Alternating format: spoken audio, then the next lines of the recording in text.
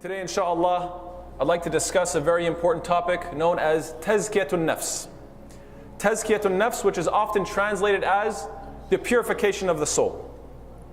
And before we start talking about the many different ways that we can achieve this tazkiyah, we need to first define the terms.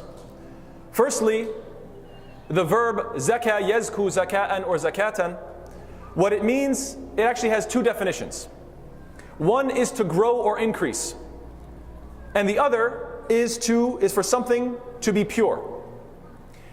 And these two seem like opposites in a way, because when you increase on something, what you're doing is it's augmenting, it's growing, there's adding, more is being added to it. And on the other hand, when you're purifying something, you're removing, you're decreasing, you're reducing that thing.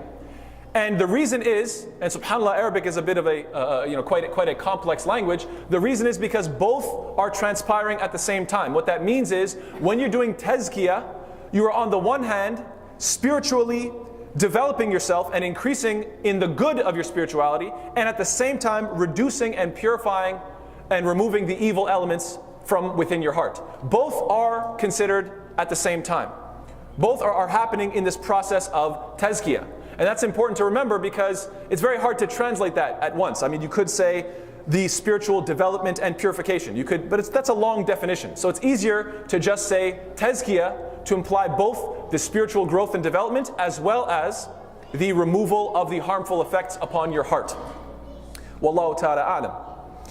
What is the importance of this tazkiyah? Well, we can look at it from a dunyawi perspective and from the perspective of the akhirah.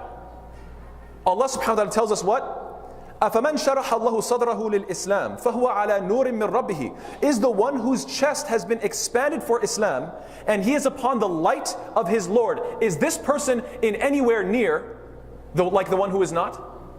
And this is a very powerful question, because it's basically saying that we all recognize that from an external perspective, if there is somebody who focuses on their body, who eats healthy, exercises, sleeps at the right time, consults professionals, going to the doctor, getting checkups, etc., and stretches, and sits with good posture, and so on and so forth. This person, if you take that person and put them on one side of the spectrum, and then take somebody else who doesn't sit properly, bad posture, right? Eats unhealthy food, junk food all the time, never gets checked up, never gets any sort of consultation, doesn't sleep at proper times, and never exercises. Such a person would be on such an opposite end of the spectrum. At no point and in no way would you consider these two equal. You'd be able to look at them, you'd get to know them, and you would find, subhanAllah, these people are worlds apart. So if that is the case with the external body, then Allah is asking the question and saying, how can you not realize that that is also the case when it comes to your spiritual dimensions? When it comes to the inner workings of the heart, there are going to be those who focus on their heart, who try to remove the evil elements and increase the good elements. And such people will be worlds apart than the one who focuses on it not at all. And in fact, then the ayah continues and Allah says, فَوَيْلٌ لِلْقَاسِيَةِ قُلُوبُهُم مِّن ذِكْرِ اللَّهِ. Then woe to those whose hearts are hardened against and from the remembrance of Allah subhanahu wa ta'ala. Woe to those people, because they are on the opposite end of the spectrum than those whose chests have been expanded and who live by the light of Allah in their hearts. Ulaika fi dhalal mubin. Those people who have the hard hearts, they are indeed in clear and obvious misguidance. Now when it comes to the next life, it becomes even more obvious. يَوْمَ لَا يَنْفَعُ مَالٌ وَلَا بَنُونَ إِلَّا مَنْ أَتَى اللَّهَ بِقَلْبٍ سَلِيمٍ. Allah says, whatever you have will not benefit you, whether it be your children, whether it be your wealth. These things will not benefit you on Judgment Day. The only person that will have a benefit on Judgment Day is the one who comes to Allah with what? With a sound heart. قَلْبٍ سَلِيمٍ. This is the only thing that's going to save you on Judgment Day. What does it mean to have a sound heart? A sound heart implies what? That it is free from shirk. It is liberated from the darkness within us. It is liberated from the attachments that are not attachments for the sake of Allah subhanahu wa ta'ala. It only has within it Allah, Allah's remembrance, and attachment to things for Allah's sake. That is a qalbin salim. And this is opposed to a sick heart, or a hard heart, or even a dead heart. May Allah subhanahu wa ta'ala protect us from these dangerous states of the heart. Ameen ya Rabbil Alameen. Before we get to the topic of how we can develop this tazkiyah within ourselves, another point should be mentioned, which is, who is tazkiyah attributed to? And Allah subhanahu wa ta'ala warns us and tells us, never be like those people who say to themselves, I'm done, I'm purified, I've worked on myself, I'm such a spiritually enlightened person. Don't be that person. Allah says what? فَلَا تُزَكُّوا أَنفُسَكُمْ هُوَ أَعْلَمُ بِمَنِ اتَّقَى. Allah says never attribute purity to yourself. Why? Allah knows who has the most taqwa. So therefore the question is, who is it attributed to? First and foremost, number one, it is Allah subhanahu wa ta'ala. Allah created us, Allah sent us guidance, and Allah says, بَلِ اللَّهُ يُزَكِّي مَن يَشَاءُ. In Surah An-Nisa, Allah says, Allah is the one who purifies and gives tazkiyah and spiritual growth to whoever He wills. And Allah says also in Surah An-Nur, وَلَكِنَّ اللَّهُ يُزَكِّي مَن يَشَاءُ. That it is Allah who gives tazkiyah to whom He wills. And then after that, because Allah sent guidance to the Prophet ﷺ, it is attributed to the Prophet ﷺ. When Allah says, خُذْ مِنْ أَمْوَالِهِمْ صَدَقَةً تُطَهِّرُهُمْ وَتُزَكِّيهِمْ. That تُزَكِّيهِمْ biha. Allah says what? Take, O Muhammad ﷺ, take from them their wealth as charity, as in make sure you get from them their charitable money. You take zakah from them. Why? To purify them and to spiritually, so that you can spiritually develop them. So what we understand is that number one, it is attributed to Allah because He created us and sent us guidance. Then because that guidance was sent to the Prophet ﷺ and delivered through him, we can attribute to the Prophet ﷺ. And then every single generation after that, that passed on that guidance until finally it reaches us. And then we have to work on ourselves. As Allah says, قَدْ أَفْلَحَ مَنْ تَزَكَّى. Indeed, certainly, the person is successful who has purified himself. Or Allah says, قَدْ أَفْلَحَ مَنْ زَكَّاهَا. He is purified, the one who, he is successful, the one who purifies it, as in his nafs. So in other words, yes, you work on yourself spiritually, but recognize that it's a team effort.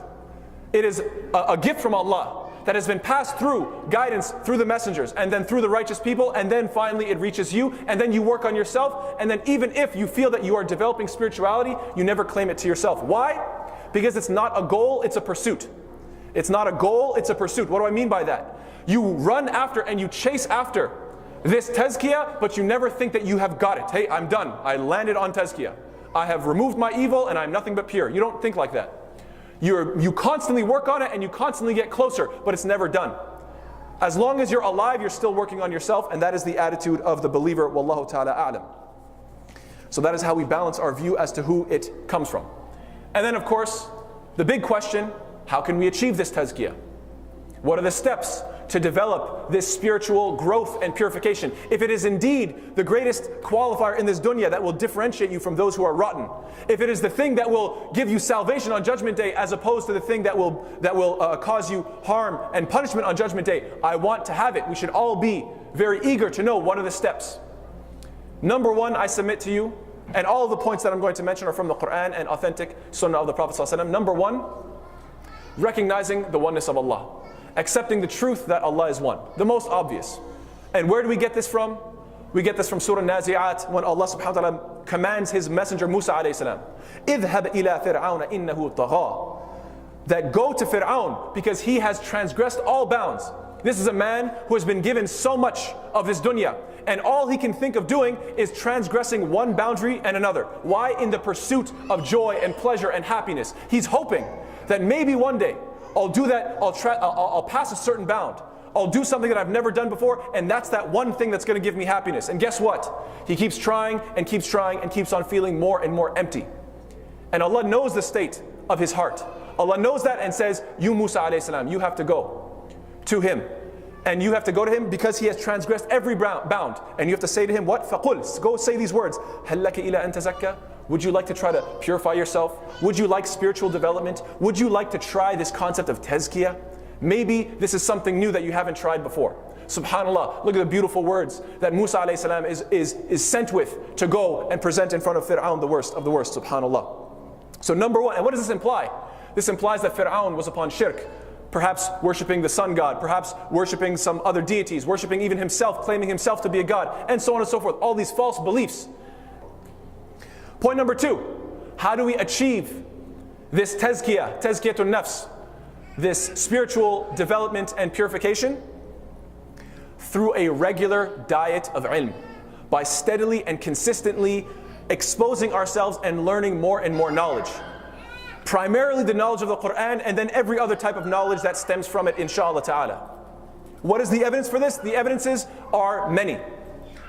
For one, you find that 4 times in the Qur'an, Allah subhanahu wa ta'ala puts right next to each other this concept of tazkiyah and this concept of learning the Qur'an. For instance, Allah says that هو الذي بعث في الأميين رسولا منهم يتلو عليهم آياته ويزكيهم ويعلمهم الكتاب والحكمة. In Surah Jumu'ah, Allah says what? That the Messenger ﷺ, just paraphrasing, the Messenger ﷺ was sent with what? The ability to recite the ayat amongst the people and to وَيُزَكِّيهِمْ, to purify them, وَيُعَلِّمُهُمُ الْكِتَابَ, and to teach them the Qur'an, teach them this book. So teaching of the book is right next to what? A tazkiyah. And this happens twice in Surah Baqarah with slight variation in the wording, but still the concepts are still there. Twice in Surah Baqarah, once in Ali Imran, and once in Surah Jumu'ah. 4 times, this over and over, you're finding what? Tazkiyah being associated with learning the Qur'an. If that's not enough, then subhanAllah, Allah says what? Allah describes the Qur'an itself in Surah Yunus as the cure for that which is in the heart. Allah says that the Qur'an is shifa'un lima fis sudur. It is a cure for that which is in the chest. If you want spiritual growth, if you want to remove the negative elements, all the diseases of the heart, amrad al-qulub, if you want to get rid of them, develop a relationship with the cure itself, which is the Qur'an. Allahu Akbar. And furthermore, Allah says, أَمَّنْ هُوَ قَانِتٌ آنَاءَ اللَّيْلِ سَاجِدًا وَقَائِمًا يَحْذَرُ الْآخِرَةَ وَيَرْجُو رَحْمَةَ رَبِّهِ, is the one who is devoutly obedient during the periods of the night, prostrating, standing, fearing the hereafter, and hoping in the mercy of his Lord, like the one who doesn't do this? So Allah is painting a very highly spiritual image here and showing us, is the one who is so highly spiritual, has such spiritual development and purity, praying all night, having so much hope in Allah and fear in Judgment Day, is this person similar to one who doesn't practice like this? And then Allah gives us a very incredible statement. Allah says what? قُلْ, say these words, O Muhammad sallallahu alaihi wasallam. هَلْ يَسْتَوِي الَّذِينَ يَعْلَمُونَ وَالَّذِينَ لَا يَعْلَمُونَ? Is the one who knows and the one who doesn't know, are they equal? Is it possible? Now this is a fascinating ayah. Why? Because Allah is attributing all of this spirituality, standing in the night, praying, having a sincere heart, Allah is attributing that to knowledge. And what does this mean? It means that true knowledge is not data or information. True knowledge is not just to memorize facts and figures. Otherwise, you could say any book is very knowledgeable, but a book is not knowledgeable. It just has ink on it. It's not affected by it. It doesn't transform. There's no transformative effect because of the information on it. So in that same way, yes, a book has data, but it doesn't have knowledge. It's a different concept. Knowledge is when you learn something that actually benefits you, that has a transformative effect, that has an effect on your habits and your personality. And Allah is saying, how can you put in the same category the one who has knowledge and therefore because of that true knowledge prays at night and is so spiritual and is so sincere and devoted to Allah? How can you compare that one to the person who has no knowledge?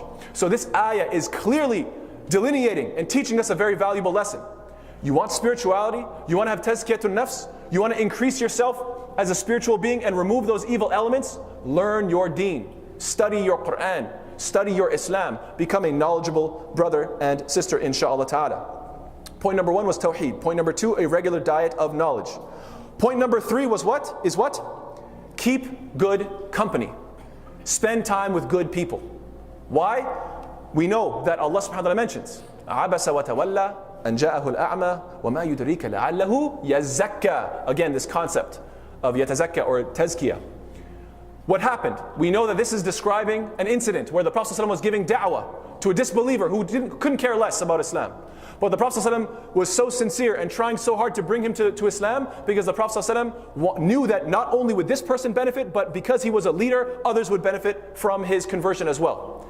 And then Abdullah ibn Maktoum radiallahu ta'ala anhu, he came and interrupted the conversation because he was so eager to ask questions and be around the Prophet ﷺ. The Prophet ﷺ frowned and turned. Now no offense was given because the man is blind. He couldn't see the frown. He couldn't see the turning. And furthermore, he was interrupting. Even though he can't see, he can hear. And yet, even despite all that, Allah subhanahu wa ta'ala, because he holds his Prophet ﷺ to such a high degree, Allah called him out and said, I don't like this behavior. I don't want to see my messenger pouring his heart out to someone who doesn't care. Meanwhile, someone who's blind, who it's difficult for that person to make the journey. I mean, you have to get up and go around. You could stumble, you could hurt yourself. You have to ask, do you know where the Prophet is? And then he has to try to make his way and find him, sallallahu alayhi wasallam. This is clearly showing sincerity and dedication. And subhanAllah, so he makes his way and he finally gets to meet the Prophet ﷺ, and Allah recognizes that he is so sincere that Allah says perhaps you can't perceive and understand that what does he want? He just wants to purify himself. So this one shows, again like the previous point, that he wanted knowledge. But at the same time it shows that purification of the heart comes from what? From good company. And that's exactly what he was seeking after. May Allah make us of those who have tawheed in their heart, have a regular diet of knowledge, and who keep good company. Ameen ya Rabbil Alameen.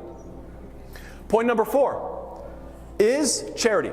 And this should be the most obvious. Why? Because the word zakah implies what? 2.5% of your excess wealth on an annual basis, if you are above the nisab level. And it comes from the concept of what? Both purification and spiritual growth. And why is that the case? Because for one reason, Allah says, الَّذِي يُؤْتِي مَالَهُ يَتَزَكَّى. Allah mentions that the one who gives his wealth is purifying himself and is augmenting himself. What is being augmented? His ajr. Because when he gives in charity, you have no idea that money is going to benefit one person, and that's going to have a domino effect and benefit another, and Allah is going to multiply, as Allah talks about in Surah Al-Baqarah verse 261, that He can take your charity and multiply it many fold over, and turn it into something so huge that only on Judgment Day you can see all the residual effects from that one charity that you gave, from that one chunk of charity or amount of wealth that you gave. So that's one way that it increases. And how does it remove? It removes your materialism. It removes your covetousness. It removes your greed from your heart. Why? Because when you reach into that pocket and you lift out that money, it feels so heavy. It's not physically heavy, but it feels so heavy. Why? Because you know you love that money. And you know you worked hard for that money. But the moment you can actually let go of it, that is a spiritual process. That is something that is developing your spirituality and stepping on that greed and stepping on your materialism. Because as much as I want and love this money, I love Allah more. And I love to have a purified heart even more. And I love to crush my materialism even more. And my greed even more. So I'm going to give it away. And that is an incredible process. And that's why Allah says, الَّذِي يُؤْتِي مَالَهُ يَتَزَكَّى. The one who gives his wealth, he is purifying himself.